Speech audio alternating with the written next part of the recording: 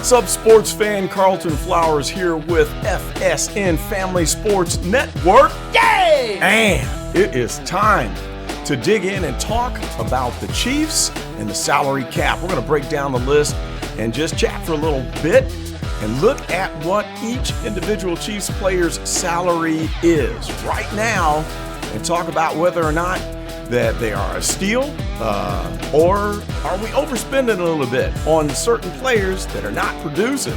So we're going to jump on over to the sporttrack.com website and check out the roster for the Kansas City Chiefs and just look at these numbers and let's talk about it. Let's talk about this. So here we are over on the Sports Track website. So let's just check this out and go one by one. So overall, we've got a total salary cap right now of $220 million for the Chiefs. And the active contracts comes up to $196,799,862. Man, oh man, that's a lot of money. It's kind of crazy just thinking about all of that. So of course, the number one person that is on this list, which would be Patrick Mahomes, the quarterback, who has a contract that is 10 years worth a whopping $450 million. Man, that's a lot of cash. Okay, so the average salary per year is $45 million. Holy cow, that's more than what anybody could even imagine. He's sitting pretty for the rest of his life. And what I'm thinking is it could be a whole lot more because, of course, he has renegotiated that contract so he could make room to keep enough of the weapons and the ability to re-sign players like Chris Jones. We're going to talk about that so that we can build this dynasty and not have just a one-hit wonder. We went to the Super Bowl, we won, we went back again, lost, and then won again. And moving forward, he had to restructure that contract so we make sure that we don't disassemble this great team. So that is definitely a bargain, $450 million. He is not the top paid quarterback in the league. There are several others that are making more that don't produce, namely Mr. Daniel Jones over in New York. He got his contract signed. I think it was after Patrick Mahomes signed his, and it's a whole lot more than that. And he is doing nothing but nursing wounds after having a pretty horrid start to the season in 2023. So Patrick Mahomes is definitely a value that is worth the money. You've got to spend the money on a generational quarterback like this who could be the GOAT. He could be the greatest of all time. I think he's going to end up squashing all the records, even though this year has not been the banner year for Patrick Mahomes. This is a down year. It's a down year, and it's certainly not his fault. Certain mistakes that have been made, certain flub-ups in games, you could hang it on him, but the majority of it is due to the fact that the receivers are plagued with drops. I think we're sitting at 55 this year. We are in the number one spot in the NFL for receivers dropping the ball. And what stark contrast between where we sit right now with the receiving core and where we were when we had the cheetah on the roster. Now, if you'll remember, they tried to sign him for what, $120 million, I think it was, and he turned that down to go to Miami, to go back home down south to his home state of Florida. I think they signed him for $132 million. Correct me in the comments if I'm wrong. But the Chiefs did not want to muster up that 12 million extra to keep him on board. Looking back, I almost think they should have done that and made some other moves, but you have to admit the defense is a whole lot better. They spent some money. They focused on the defense in the offseason, and it looks like that's paying off. Okay, number two would be Joe Thuney, the guard, 5-year contract at $80 million. So that's $16 million a year. I don't think there's any complaints about Joe Thuney. Joe Thuney is a producer. He definitely has provided great protection for Patrick Mahomes.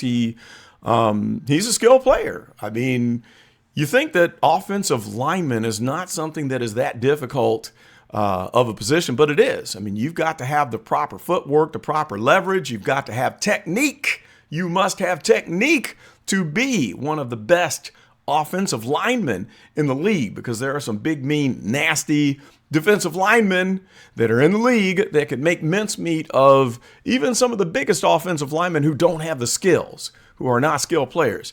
All right, next on the list, we have Jawaan Taylor. 4-year contract worth $80 million at $20 million a year. I'm kind of thinking that even though this man is very skilled, that might have been a mistake. We spent a lot of money. That ate up a whole lot of cap space, especially when we consider some players that we're going to see further down in the list at some of the low salaries of impact players that we have. And signing Jawaan Taylor to protect that blind side. Okay, it was important, but through, what is this, week 16? Week 14, I'm sorry. We have the number one most penalized offensive lineman in the NFL. I can't even remember how many flags that he has collected, but the big problem is jumping back, getting a head start on pass protection before the ball is snapped. And that's real sketchy how they've officiated this. You see other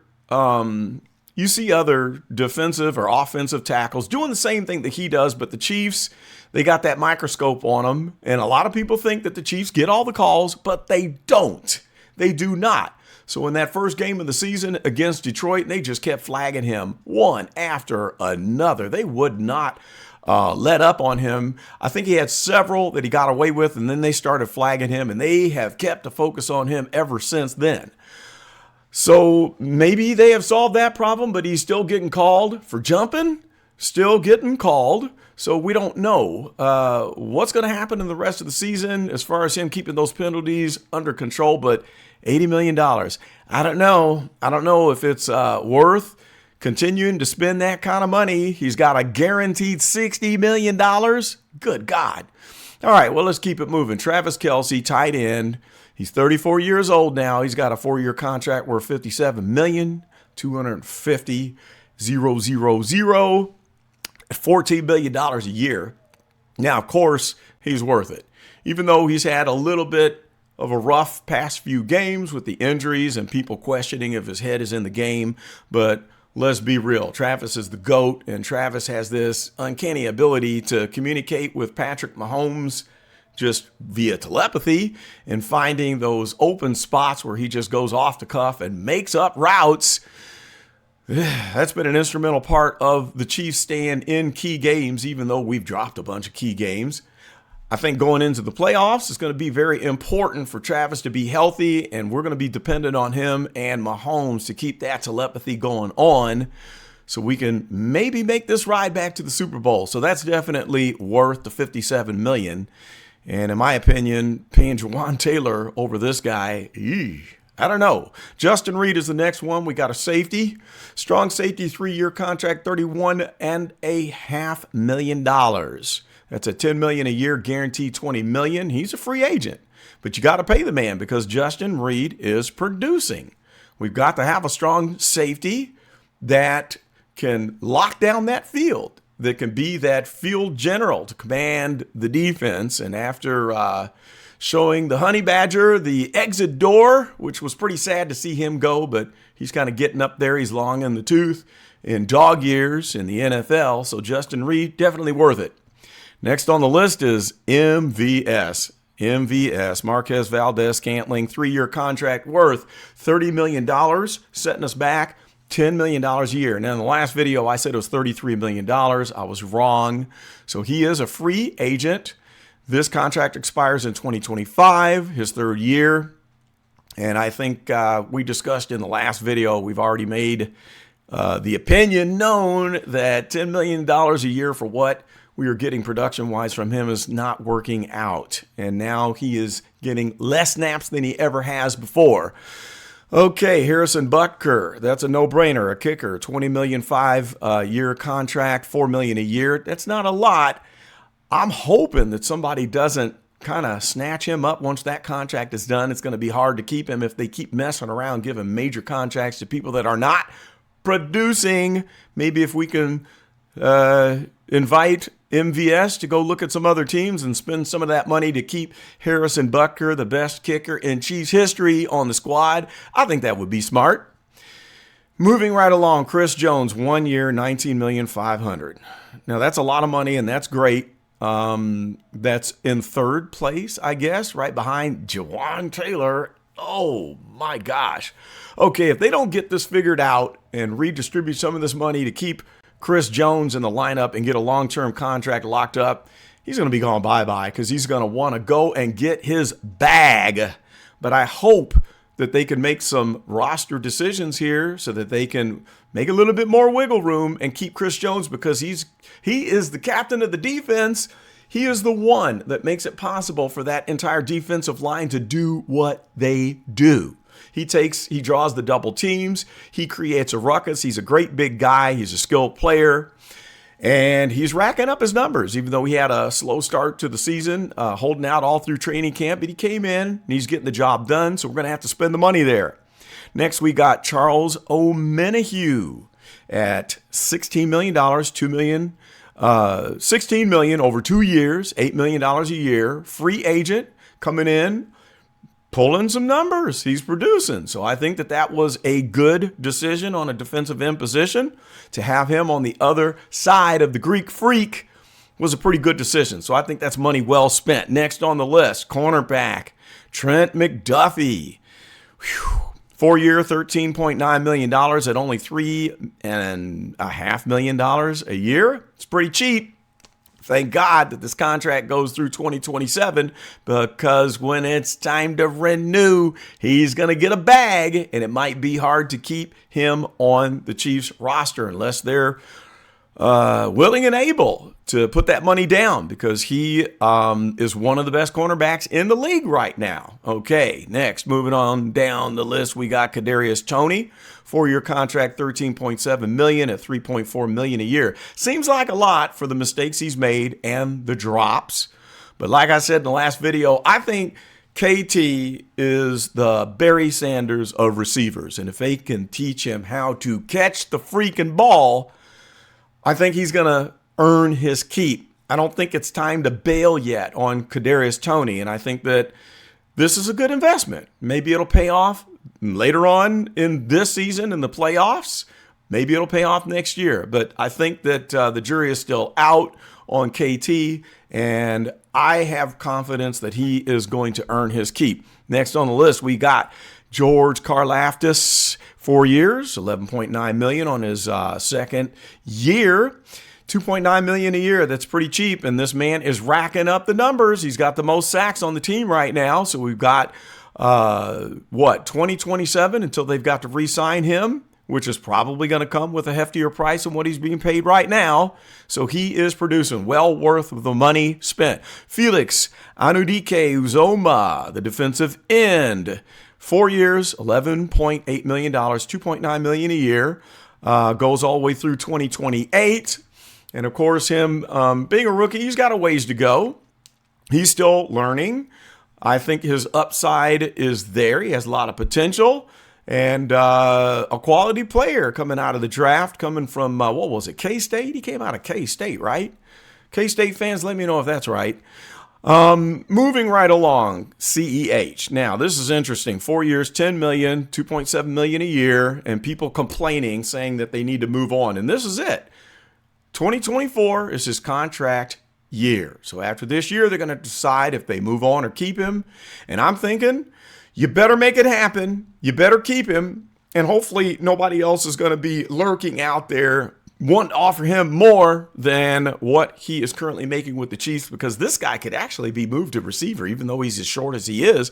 But you saw him. You saw him with that grab where he jumped up 10 feet up in the air and caught that ball. They highballed him, and he brought it down, protected the ball, held it on like a baby being thrown off the top of a burning building. So CEH, I'm a fan of spending the money on this guy. Rashee Rice, the rookie, 4 years, $6.4 million. Of course, he's a steal, $1.6 million a year. He ain't going nowhere. This is going to be our receiver one, and by the time he fulfills his entire rookie deal, I think that they're going to be ready to up the money and spend on keeping him there. Sky Moore, 4 years, $6.4 million at $1.6 million a year. Do we give him another year to find out if he can have a breakout year? I don't know. That's a flip of a coin. Does he have the potential and the capability? Yeah, he does. But again, as I said in the last video, I just don't think that they're using this man right. So at least we're not wasting a ton of money on Sky Moore like we are with MVS. So we'll just have to see what happens if they do a cut and move or if they keep him on that roster and try to develop him for the future. Next, we've got Brian Cook, free safety. 4 years, $5.8 million, $1.4 million a year, expiring in 2026. Yeah, this is a good contract right here because Brian Cook is needed with the injuries that we have going on, including his own, which was pretty sad. But Brian Cook is a quality player. He is producing, and he has proven his position that he is a keeper. Next below him, which is a surprise, you got Nick Bolton, 4 years, $5.8 million, only $1.45 million a year, expiring in 2025. What a steal. By the time this contract is up, they're going to have to pay this man. He is going to get a bag. So my man from my alma mater, the Missouri Tigers, this Mizzou man is going to get his payday, and hopefully it comes from Kansas City. We can't let him slip through the cracks. Creed Humphrey, center. Wow. 4 years, $5.5 million at only $1.39 million a year. That's dirt cheap. Let me mute my phone here. I got people texting me. They're probably wanting to comment on these salaries. Ha ha. Creed Humphrey. So in 2025, that one is going to be out, and I would imagine they're going to re-sign him. He's only 24 years old, and he is getting the job done. So we'll probably look forward to the Chiefs spending more money to keep him on the staff. All right, Wanye Morris at a tackle. He's 23 years old, very young, expiring in 2027, and only $1.3 million a year. Yeah, he'll probably continue on. We got to have good backups at tackle, and I think he is a quality player. Moving right along, Willie Gay, who I think this year has proven himself. 4-year contract, $5.2 million at $1.3 million a year, which is pretty cheap. When we were in the preseason, and he was actually having a decent showing, they were saying that Willie Gay needs to show his worth, that this is the make or break season, and he has done so. So I think that he's going to get re-signed. 2024, he is expiring. So I'm going to look forward to the Chiefs maybe paying this man a little bit more money and keeping him here. Leo Chanel, linebacker, 4 years at $5 million, $1.2 million a year. That's cheap. That's cheap. Running through 2026, we don't have to worry about him going anywhere. He has proved his worth, and with all the injuries on the defense, he's coming in handy. Next is Chamari Connor, 4 years, $4.59 million, only $1.14 million a year. All the way through 2027, he ain't going anywhere because he came in when we had those injuries, when Cook went down, when all the linebackers went down, and Chamari Connor getting that pick a couple games ago, and he understands the system. He's been paying attention, doing his homework, and doing his job. Next, we've got Lucas Niang, a tackle. He's a backup, 4 years, $4.5 million, $1.1 million per year, and he's had his ups and downs where they have questioned whether his heart is really in it, but obviously they think more of him than the negativity that has been, circulating around his attitude and his work ethic. So he'll probably be here for another year, 2025, and then they'll have to kind of evaluate whether or not they think he's valuable enough to keep as a backup. Nick Farrell Jr., defensive tackle. He's 25 years old through 2026. He's only $1.1 million a year. Let's skip down. We're going to look at McCole Hardeman, wide receiver. 1 year, $4 million contract. Okay. Traded back from the Jets. Once he gets back from this injury, from the thumb injury, I think he's going to show us whether he's going to get re-signed or not. And I'd like to see him get re-signed. I don't think he's really shown his full potential yet. He's been riddled with the injuries, and it was a little rough coming back and jumping in the mix. But he's the speed man, and we got to have a speed man. So time will tell. L'Jarius Sneed, man. Look at this. He's in his contract year, 4-year of 3.9, only $982,000 a year. This man is gone because they're going to have to pay him a bag. And unless they kind of shuffle this around, they're going to lose L'Jarius Sneed because Sneed is one of the best in the NFL now. Okay, no holds barred. He's doing his job, and I pray to God that they get this figured out and sign this man and give him a bag. Now, a few others further on down the list that are noteworthy. We got Noah Gray at tight end at under $1 million a year. Through 2025, he's not going anywhere. We got Jalen Watson, who's only $936,000 a year through 2026. Cornerback, he's been in there. He's done his job. He's been dependable. Pacheco, holy cow, you talk about a steal, $934,000 on that rookie deal. By the time this contract is up, they're going to have to pay that man a bag. Then we got Trey Smith at guard, under $1 million a year. Let's see, Michael Dana, defensive end. That's a steal. He has a 4-year deal, so this is the contract year. I think they're probably going to stick with him and re-sign Dana. What do you think? I think Dana has shown his value to the team, and he's putting in that work. Then we got Justin Watson at receiver, $1.7 million a year through 2025.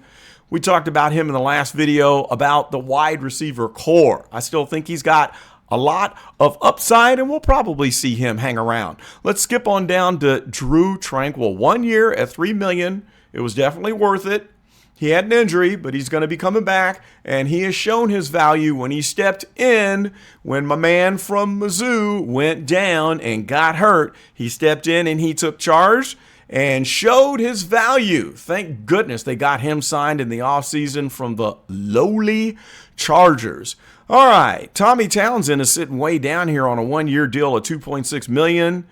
They're probably going to have to spend that money. I'm sure there's a lot of teams looking at Tommy and wanting to snatch him right out from underneath our noses. So we better watch out because we don't want to lose this quality punter who has been dependable the entire year. He's been dependable since he has been on board. Last but not least, let's just jump down here and talk about Justin Ross and one more after that. We got Justin Ross at $853,000 a year. That's cheap. This is the last year, 2025, and I think for the rest of the season, he's going to have to show his worth and jump in there and get something done, which I think he will. They've invested so much time and waiting on this guy to have his moment to shine. And I think it would be kind of a waste to let him go, especially if he has a good showing once he jumps back into this rotation since he is back from suspension. Let's end on Jerick McKinnon, 1-year deal, $1.3 million. 31 years old is long in the tooth for a running back, but I think that they're going to have to bring him back because he's just been so dependable and an instrumental part of this backfield. And with injuries happening, you never know how many of these backs are going to go down. It's nice to have Jerick McKinnon and CEH there when Pacheco went down. You got to have that depth to get deep into the playoffs. So what do you think? Who is the biggest steal on this list? Who is the most underpaid, valued player on this list? And who do you think is the most overpaid bust on this list? Post in the comments.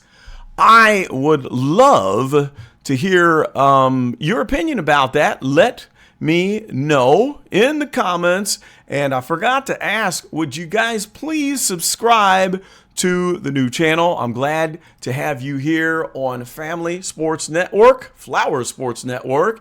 And as I mentioned in the last video, pretty soon we're going to have a new reporter coming in. It'll be Scott Flowers, who resides in Columbia, Missouri, about a half an hour up the road in my alma mater college town of Columbia, Missouri. So he's going to be coming on and sharing his thoughts about the Chiefs. He is one of the most rabid Chiefs fans that I know. I mean, oh man, you ought to watch him during a game. It's something to watch, to see Scott when the Chiefs are playing. He really gets into these Chiefs. and one of the biggest fans out there. So that's about all I've got for now. Thanks for watching. Please, would you please like and subscribe? And we will definitely see you on the next video. This is Carlton, and I am out.